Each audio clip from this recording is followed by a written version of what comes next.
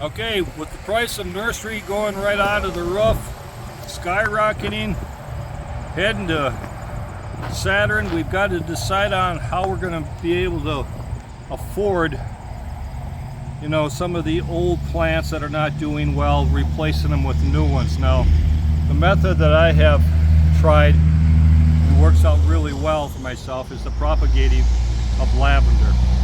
Some of you probably have heard of it and probably works out well for you, but this propagating this lavender works out well for mostly all your plants, and it saves you, a few dollars down the road. Now, of course, it's not going to be that great big huge beautiful plant that you're going to be getting into the greenhouse. This idea is here just to go ahead and adjust your budget when it comes to replacing your plants and shrubs in your yard. I'm going to show you here how to propagate lavender, and it works out really well. Patience, patience, patience, because propagating something just doesn't happen overnight. You're looking at weeks down the road before the plant really starts looking stable, and then you can make your transplant into the soil. So this is what works for myself in my lavender field, is propagating lavender. So if you got lavender, get yourself one of these. It's got a nice little curl sickle on it. You can get underneath your lavender when you're ready to harvest it. But we're going to do this by cutting off one of the stems. Now these stems are so wiry, that's why this works so well. And by propagating it, I go ahead and I find some of the nicest long healthy stems. I think we got one right here.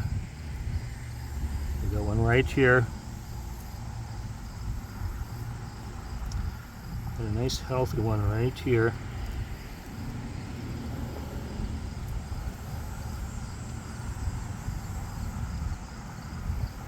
Another one. It's got a couple on there. Don't matter if there's a couple attached to it. Don't worry about it.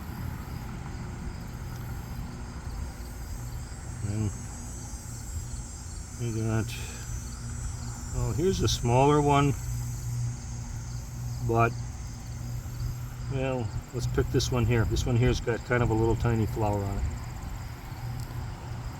You just break it away from the plant itself. Take your little sickle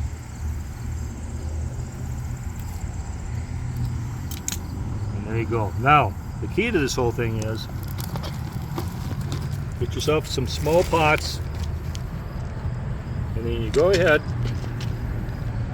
take those little stems and remove the bottom row of flowers. There you go, one there. Here's another set of flowers here. We're going to just take off. Okay. And we got what? 1, 2, 3. We got 5 pots. Now hang in there. These are kind of important little steps. 3. There's a little one here. It's got multiple little stems on it. Now when you propagate a plant, don't expect them to all make it. There's failure to experimenting. And don't say, oh God, I lost all 10 of them. Well, that's what it happens. You just never end up being too successful about propagating. Okay, so here we go. So I take this little stem off of that main plant, and I got potting soil in here. So I just go ahead, push the stem down in there,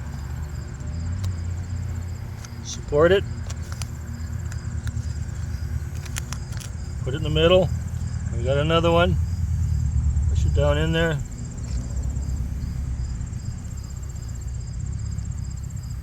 Now some people use a rooting compound, they soak it, and they take all those extra steps, and it may help, it may work.